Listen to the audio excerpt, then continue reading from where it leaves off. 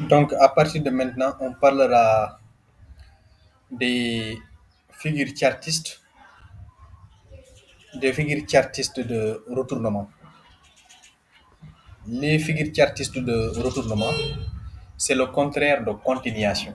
Maanaam fii du ñu continuer tendance de fond bi du continuer parce que par exemple boo jëloon exemple rectangle le rectangle baissier xam nga dañuy am tendance baissière d'abord.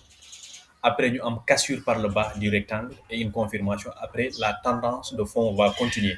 Mais si la tendance de fond va retourner, ça veut dire que nous allons retourner du côté où nous sommes venus.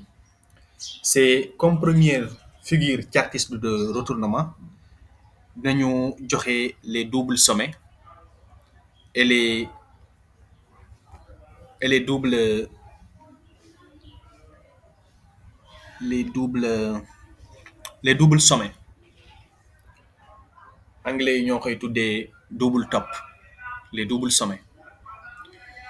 Double sommet dañuy am comme genre tendance de fond une tendance haussière fini fi à partir de la gauche tendance haussière la ñuy am fini ñu former benn sommet tac une première fois ñu laal résistance ñu wàccaat ñu laal support mais lii du support après ñu yegaat ñu laal résistance bi deux fois donc former nañu ñaari yoon deux top en premier top et en deuxième top deux sommets premier sommet deuxième sommet comme genre M la ñu formé fii nii M dañu def nii ñu def nii ñu def nii ñu def nii léegi fii la ñu jóge fii à gauche fii la ñu jóge ñu yëg nii ñu ñëw fii kon dañuy dellu foofu noonu dañuy am cassure fii nii s'il y a cassure et confirmation ça veut dire que le double sommet ou le double top est confirmé et c'est une figure très prisée très prisée parce que lu muy génn di confirmer wu dafa bari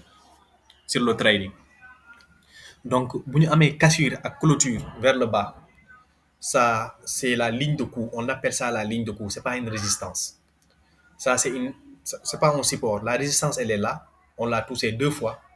C'est deux fois qu'on doit toucher la résistance pour avoir un double top. Si c'est trois fois, c'est triple top. Mais triple top, il y a une importance. Fi lu fi am importance, moi le double top. Double top, boko amé, nga casser la ligne de coup. La ligne de coup, elle est là. Ligne de coup, buñ ko casser, nous clôturer en dessous. Ça, c'est un signal de vente. Et nous allons aller chercher la hauteur des deux tops. La hauteur des tops. Ou la hauteur de ce creux-là, le creux que vous voyez ici. Ce creux-là. Ce creux-là. Hauteur ambi, la nuit translaté fini. À partir de la sortie. Fi. Nous calculer son objectif. Peu importe, ndax dina continuer ba fini. Parce que le trading, tout est question de gestion de risque. Il ne faut pas être très gourmand. Pour atteindre cet objectif, peu importe ce qui se passe sur le marché, annule ta position. Il ne faut pas jouer avec ça. Parce que sinon, vous pouvez vous ruiner avec ça. Parce que li mun na ñew jeki jeki rek encore mu tourner wat sa xaliss yow. Voilà, il ne faut pas jouer avec. Donc quand vous atteignez votre objectif, il faut annuler votre position et récupérer vos profits.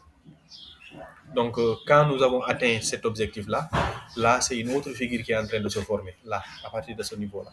Peut-être un triangle ou quoi que ce soit. Peut-être un triangle ou quoi que ce soit. Et puis, nous avons le double creux. Moi, l'inverse de ça. Double creux, nous avons comme tendance de fond une hausse. Et après cette hausse-là, on va former un premier creux, un deuxième creux, et il y aura une cassure par le haut et une clôture. Ici, il y a une clôture, mais une clôture tardive. Mais l'essentiel, c'est de vous montrer que nous avons caché et nous avons clôturé, mais nous avons déjà clôturé à un niveau où nous avons déjà dépassé notre objectif. Donc, bini, dang don xaar nga ne bougie bi damay xaar ba mu clôturer ba paré après ma doga dugg en position.